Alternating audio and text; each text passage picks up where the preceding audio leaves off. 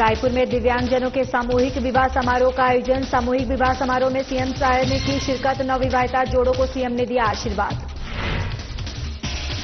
रायपुर में खड़िया समाज के वार्षिक सामाजिक सम्मेलन आयोजित। मुख्यमंत्री विष्णुदेव साय ने की शिरकत। युवाओं से शिक्षा को प्राथमिकता देने का किया आह्वान।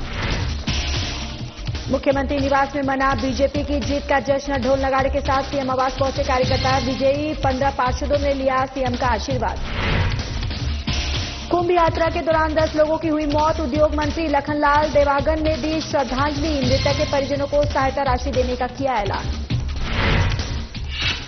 और रायपुर में प्री बिड कॉन्फ्रेंस का सफल आयोजन। लॉ असायत की नीलामी प्रक्रिया पर हुई चर्चा। देश भर के खनन निवेशकों ने लिया हिस्सा।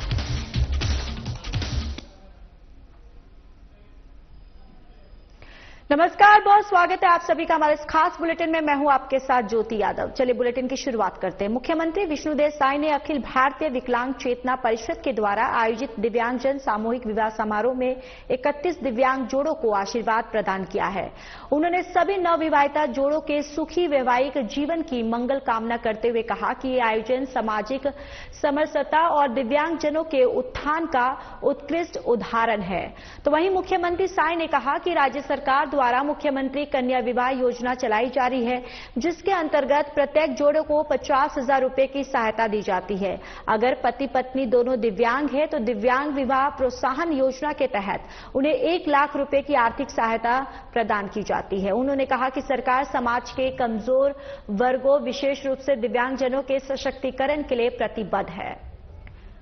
तो यहां पर दिव्यांगजनों का सामूहिक विवाह करवाया गया और आपको बताते चले कि मुख्यमंत्री भी यहां पर मौजूद रहे और उसके साथ ही उन्होंने 50,000 रुपए की राशि का भी यहां पर ऐलान किया है। उन्होंने ये भी कहा कि अगर पति पत्नी दोनों ही दिव्यांग अगर होते हैं तो उन्हें 1 लाख की जो राशि है वो दी जाएगी।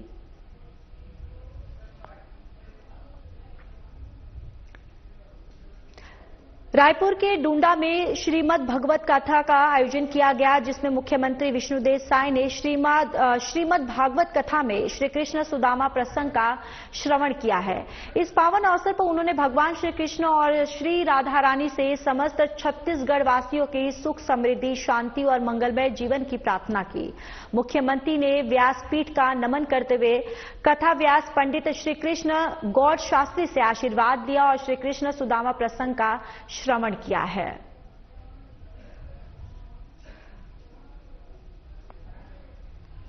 तो देखिए खबर रायपुर से है, जहां पर श्रीमद् भगवत कथा का आयोजन किया गया, जहां पर मुख्यमंत्री साय जो हैं वो भी यहां पर मौजूद रहे और आप ये तस्वीरों में भी आप देख सकते हैं। और इस दौरान छत्तीसगढ़ वासियों की सुख समृद्धि की उन्होंने कामना की और यहां पर उन्होंने श्रीमद् भगवत कथा का कथा भी उन्होंने सुनी और साथ ही साथ आपको बताते चले कि इस दौरान उन्होंने समस्त जो छत्तीसगढ़ के लोग हैं, जो छत्तीसगढ़ वासी हैं, उनके लिए मुख्यमंत्री ने उनके सुख समृद्धि और खुशहाली की कामना भी की है।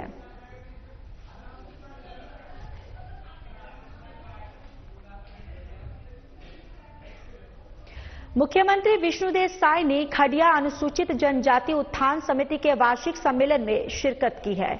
इस दौरान सीएम साय ने सम्मेलन को संबोधित किया। उन्होंने कहा कि शिक्षा किसी भी समाज की प्रगति का सबसे मजबूत आधार है। उन्होंने समाज के सभी प्रबुद्ध जनों और युवाओं से शिक्षा को प्राथमिकता देने और अगली पीढ़ी को सही मार्गदर्शन देने का आह्वान किया।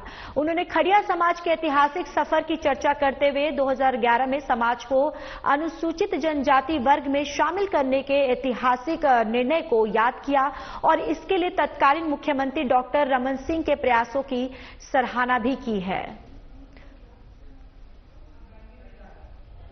तो देखिए यहां पर खड़िया समाज जो है, पूरे खड़िया समाज के लोग यहां पर एकत्रित हुए। मुख्यमंत्री विष्णुदेव साय भी यहां पर उन्होंने शिरकत की और शिक्षा को प्राथमिकता देने के लिए दरअसल उन्होंने कहा है कि शिक्षा पे प्राथमिकता जो है उस पर उन्होंने जोर दिया और यहाँ पर दरअसल जो खड़िया समाज है उसका वार्षिक सम्मेलन था और इस कार्यक्रम में मुख्यमंत्री भी यहाँ पर मौजूद रहे और उन्होंने यहाँ पर उनका गर्मजोशी के साथ मुख्यमंत्री का स्वागत किया गया। और आपको ये भी जानकारी देते चले कि जो तमाम खड़िया समाज है वो यहाँ पर मौजूद रहा। मुख्यमंत्री ने यहाँ पर लोगों को संबोधित किया। इसके साथ ही साथ मुख्यमंत्री ने शिक्षा पर सबसे ज्यादा यहाँ पर जोर दिया है। उन्होंने कहा है कि शिक्षा जो है वो हमारी पहली प्राथमिकता होनी चाहिए।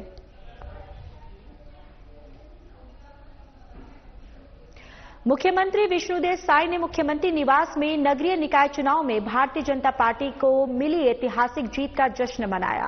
रायपुर उत्तर विधायक पुरंदर मिश्रा के नेतृत्व में उत्तर क्षेत्र के विजयी 15 पार्षदों और बीजेपी कार्यकर्ताओं ने ढोल नगाड़ों के साथ सीएम हाउस पहुंचकर जीत का जश्न मनाया और मुख्यमंत्री साय से आशीर्वाद लेते हुए उनका मार्गदर्शन प्राप्त किया। सीएम साय ने पुरंदर मिश्रा सहित सभी विजयी पार्षदों और बीजेपी कार्यकर्ताओं को शानदार विजय पर बधाई और शुभकामनाएं दी। मुख्यमंत्री साय ने कहा कि आप सभी की मेहनत और हमारी सरकार के सुशासन से बीजेपी को प्रचंड विजय मिली है। जनता ने आप सभी को अपना प्रतिनिधि बनाकर भेजा है, इसलिए उनकी मांगों और समस्याओं का निराकरण करना आपकी जिम्मेदारी है और सभी जन सेवा में सदैव तत्पर रहे। निश्चित ही जनता का आशीर्वाद हमेशा आप पर बना रहेगा।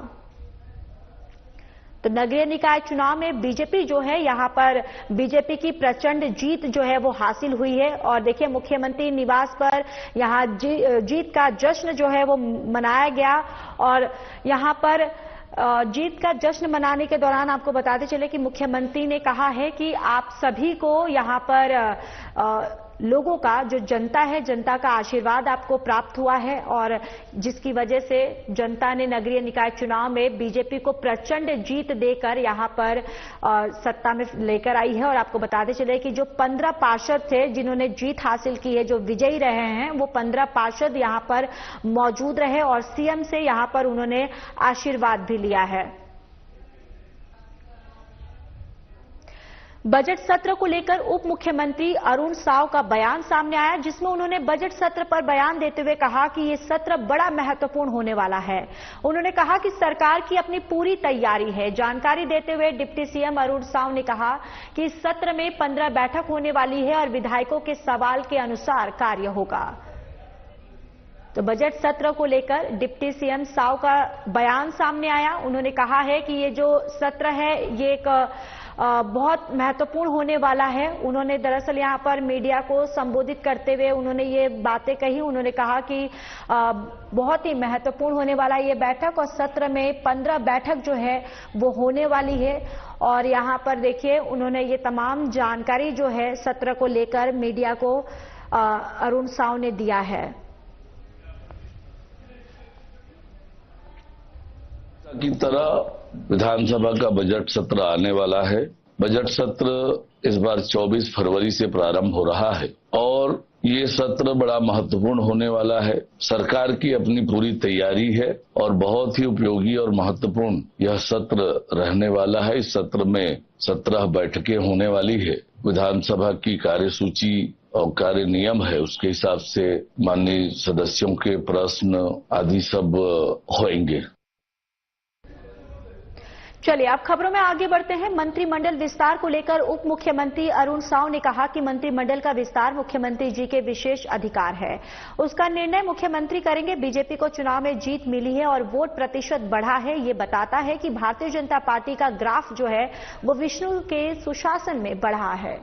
तो मंत्रिमंडल विस्तार पर डिप्टी सीएम साव ने बोला है। उन्होंने कहा है कि मंत्रिमंडल का जो विस्तार है वो सीएम के विशेष अधिकार है और उन्होंने कहा है कि जिस तरीके से मुख्यमंत्री के सुशासन में जो बीजेपी का जो ग्राफ जो है उसमें बढ़ोतरी हुई है, तो कहीं ना कहीं पूरी तरह से यहां पर ये पता चलता है कि जो जनता है वो बीजेपी को भरपूर प्यार दे रही है। जनता जो है वो बीजेपी के साथ है।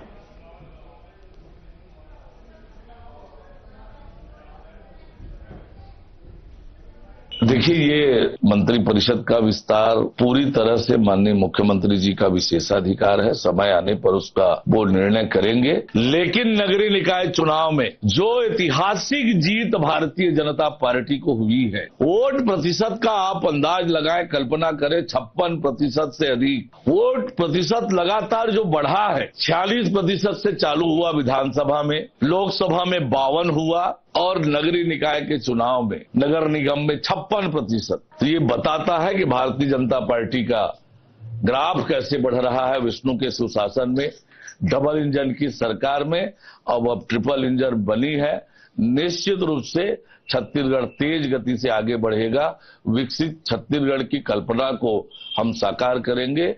विष्णु का सुशासन छत्तीसगढ़ में सुख, शांति और समृद्धि की दिशा में आगे बढ़ रहा है। कांग्रेस में चल रहे आपसी विवाद को लेकर उप मुख्यमंत्री अरुण साव ने बयान दिया है। उन्होंने कहा है कि छत्तीसगढ़ की जनता ने नगर निगम चुनाव में कांग्रेस को 0 पर आउट कर दिया है। बड़े स्तर पर कांग्रेस हारी है। इस चुनाव में कांग्रेस की दुर्दशा छत्तीसगढ़ की जनता ने की। 32,303 पार्षदों में से लगभग 1,900 पार्षदों ने भारतीय जनता पार्टी के जीत में रही है। कांग्रेस के नेताओं के झगड़े ने छत्तीसगढ़ की जनता का जो जनता के दुर्दशा की थी और छत्तीसगढ़ की जनता ने कांग्रेस की दुर्दशा ये कर दी है कि वो 0 पर सिमट गए हैं। उनको एक भी वोट जो है वो नहीं मिला है और ये बयान जो है उप मुख्यमंत्री के तरफ से आया है।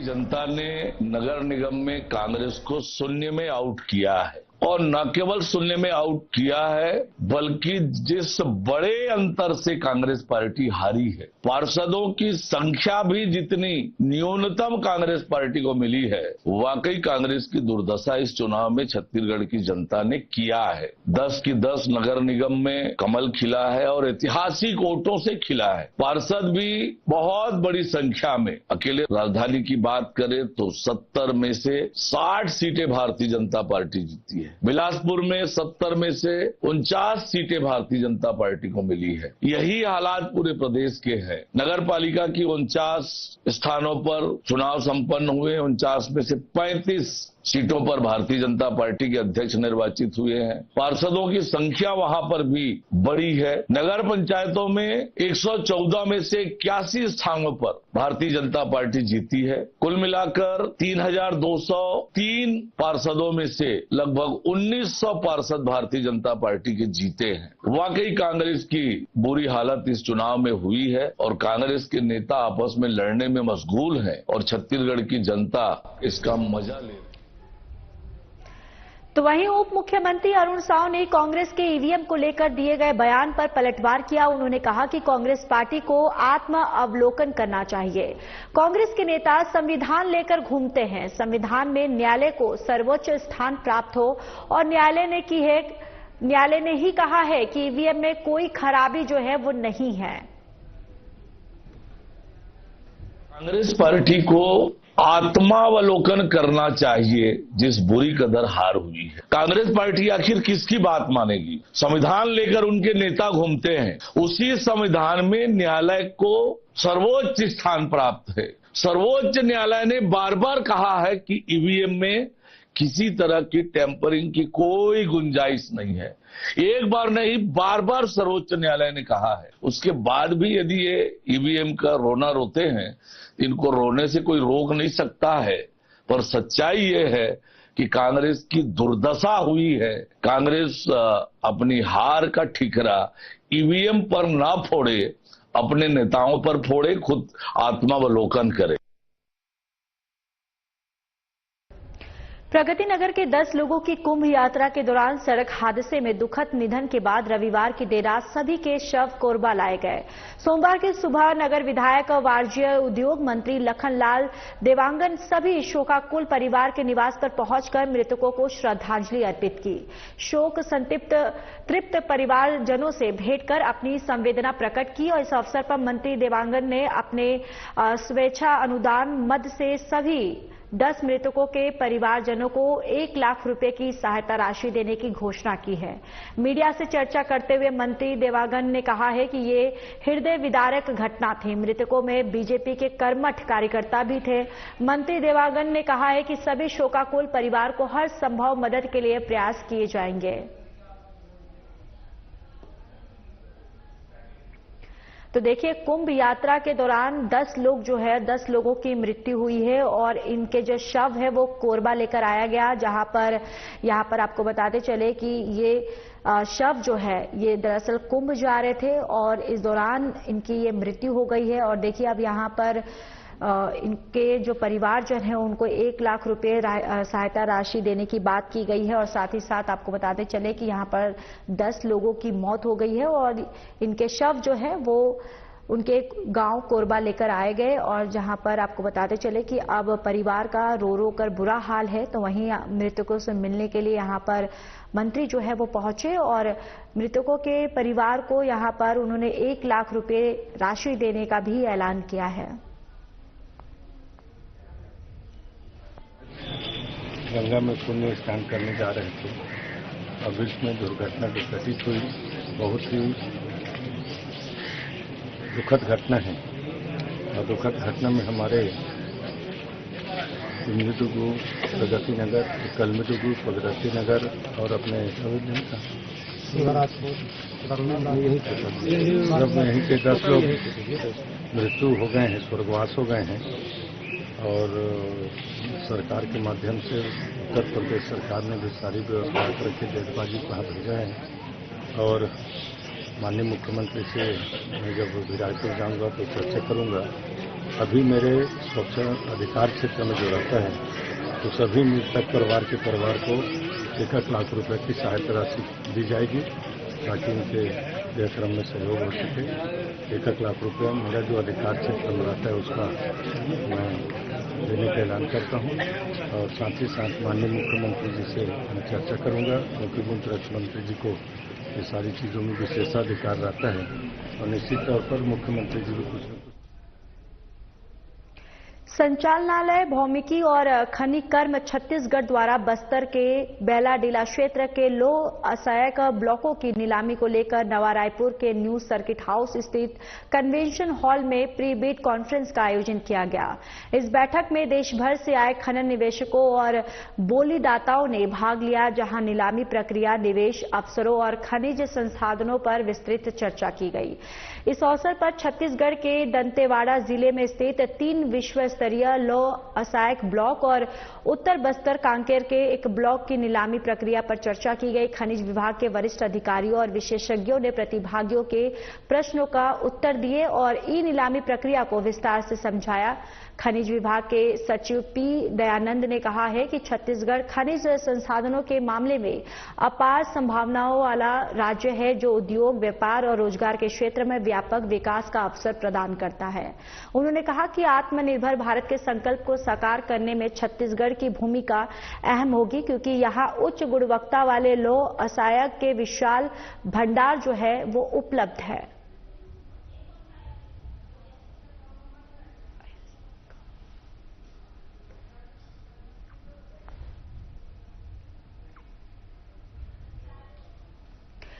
नगरीय निकाय आम निर्वाचन 2025 अंतर्गत जिले की नगर पालिका परिषद, कोंडागांव नगर पंचायत और फरसगांव और केशकाल के अध्यक्ष पद और पार्षद पद के लिए मतों की गणना की गई। कोंडागांव नगर पालिका परिषद के लिए शासकीय और पॉलिटेक्निकल कोंडागांव में, नगर पंचायत फरसगांव के लिए शासकीय चेतु गायतावे और नगर पंचायत केशकाल के लिए शासकीय कन्या उच्चतर माध्यमिक विद्यालय में मतगणना प्रारंभ हुई। मतों की गणना के बाद नगर पालिका परिषद कोंडागांव के अध्यक्ष पद के लिए रिटर्निंग ऑफिसर द्वारा जारी परिणाम के अनुसार नरपति पटेल को 10,754, नरेंद्र देवांगन को 6,226 और नीलकंठ शार्दुल को 1,444 नोटा को 198 मत जो है, वोट जो है यानी कि प्राप्त हुए हैं, और जिसमें नरपति पटेल को पालिका अध्यक्ष के लिए विजयी घोषित किया गया है। परिणाम घोषित होने के बाद सभी विजयी प्रत्याशियों को संबंधित रिटर्निंग अधिकारियों ने प्रमाण पत्र दिया है।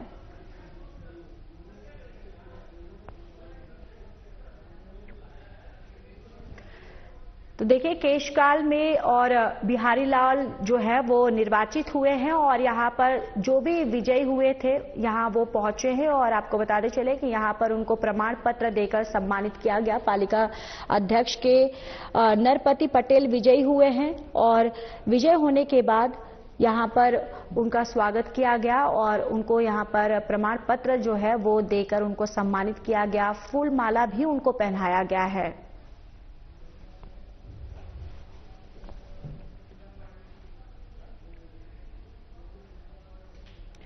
अहिरवारा नगर पालिका अध्यक्ष पद पर निर्दलीय प्रत्याशी विद्यानंद कुशवाहा ने भारी मतों से जीत हासिल की है।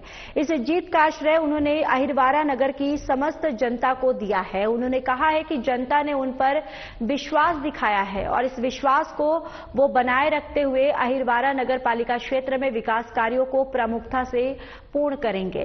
उन्होंने कहा कि पिछले 5 सालों से क्षेत्र की जनता भ्रष्टाचार से परेशान हो चुकी थी, इसलिए उन्होंने मुझ पर भरोसा जताया है।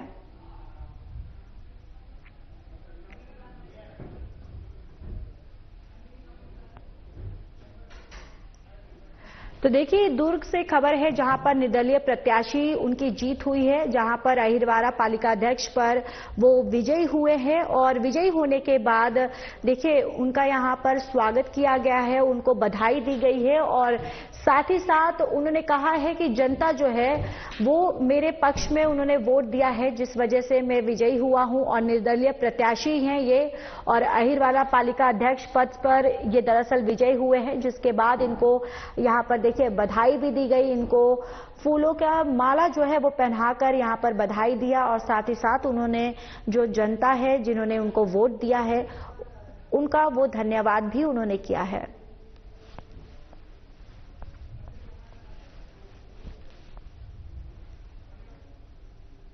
वो क्योंकि जनता का सपोर्ट, जनता जनार्दन का सपोर्ट जो कि खुलकर मेरे साथ है और एक विश्वास जगाए जो मैंने जनप्रतिनिधि रहते हुए 15 सालों में जो हमने सेवा की जनता का निस्वार्थ मन से पर्यावरण के लिए काम किया, हर क्षेत्र में काम किया। हमने मुक्ति धाम में भी जाकर लोगों का अंतिम संस्कार किया, उस सब चीज का परिणाम है और भगवान देख रहा है। क्या मानते हैं क्या कारण थे इस जीत के? सबसे बड़ा कारण तो भ्रष्टाचार था। लोग खुल के अपने बात को रख नहीं पा रहे थे। पालिका में मैंने देखा 5 साल में लोग जाते नहीं थे, दलालों के माध्यम से काम करवाते थे और जो जनप्रतिनिधि थे वो खुद नगर पालिका में काम करते थे। बेचारे जो ठेकेदार थे वो परेशान थे, वो काम नहीं ले पाते थे। उनको अब क्या बोलूं, उस चीज में इतना भ्रष्टाचार था। आप लोग से तो कोई चीज छुपा नहीं है। अपेक्षाएं लोगों की बहुत ज्यादा है आपसे, आप किस प्रकार इन अपेक्षाओं को पूरा? नहीं, देखिए जो अपेक्षा है लोगों को उससे ज्यादा हम लोग काम करके बताएंगे। आप बिल्कुल बेफिक्र रहिए। संगठन से लेके और कार्यकर्ताओं के बीच में नीचे स्तर के व्यक्ति तक के लिए हम लोगों ने काम किया है, इसलिए लोगों का अटूट विश्वास है और हम लोग काम करेंगे। और कहीं संघर्ष करना पड़ेगा उसके लिए संघर्ष भी करेंगे, आंदोलन करना पड़ेगा तो आंदोलन भी करेंगे। उसके लिए बिल्कुल बेफिक्र रहिए और 5 साल जनता के लिए हम लोग खड़े रहेंगे और उनके अधिकारों के लिए लड़ते रहेंगे। चलिए खबरों में आगे बढ़ते हैं। कलेक्टर कुणाल दुदावत के मार्गदर्शन में नगर पालिका परिषद के राजस्व और स्वच्छता कर्मचारियों ने रविवार को सिंगल यूज प्लास्टिक बैन अभियान चलाते हुए नगर के मटर मार्केट और साप्ताहिक बाजार क्षेत्र में प्लास्टिक प्रतिबंध का उल्लंघन करने वालों पर कार्रवाई की है। अभियान के दौरान 17 लोगों से कुल 2800 रुपए का जुर्माना वसूला गया है। तो देखिए रुपए यूज प्लास्टिक को लेकर यहां पर अभियान जो है वो चलाया गया है और 17 लोगों पर कार्रवाई की गई है। उनसे 2800 रुपये जो है उनके चालान जो है वो काटे गए हैं और इस तरीके के अभियान दरअसल हम देखते रहते हैं और सरकार प्रशासन की तरफ से भी हमेशा ये बोला जाता है कि जो प्लास्टिक जो है उसका इस्तेमाल ना करें और यहाँ पर देखिए अभियान जो है वो लगातार किया जा रहा है। और बाजार में जो अभियान के दौरान यहाँ पर जो लोग हैं वो पहुंचे और यहाँ पर उन्होंने देखा कि जिस तरीके से प्लास्टिक यूज किया जा रहा था और उसको देखते हुए यहाँ पर कार्रवाई की गई है। 17 लोगों के पास से यहाँ पर 2800 रुपये जो है वो वसूले गए हैं और साथ ही साथ लगातार इस तरीके के अभियान के माध्यम से ये बताया जाता है कि सिंगल यूज प्लास्टिक जो है वो उसका इस्तेमाल ना करें। और यहाँ पे देखिए अब एक बहुत बड़ी कार्रवाई जो है यहां पर देखने को मिल रही है। जहां कोंडा गांव में एक बाजार में इस अभियान के तहत छानबीन की गई और इस दौरान 17 लोगों के पास प्लास्टिक यहां पर इस्तेमाल करते हुए वो पाए गए, जिनके ऊपर कार्रवाई की गई और 2800 रुपये जो है उनका जुर्माना काटा गया है और उनके ऊपर चालानी की गई है। और इस तरीके के अभियान जो है ये भी कहा गया है कि लगातार चलते रहेंगे। अगर कोई भी प्लास्टिक यूज करता हुआ दिखाई दिया तो चालान की जाएगी, कार्रवाई उन पर की जाएगी। फिलहाल इस बुलेटिन में इतना ही। बाकी देश और दुनिया की तमाम बड़ी खबरों के लिए बने रहिए हमारे साथ। नमस्कार।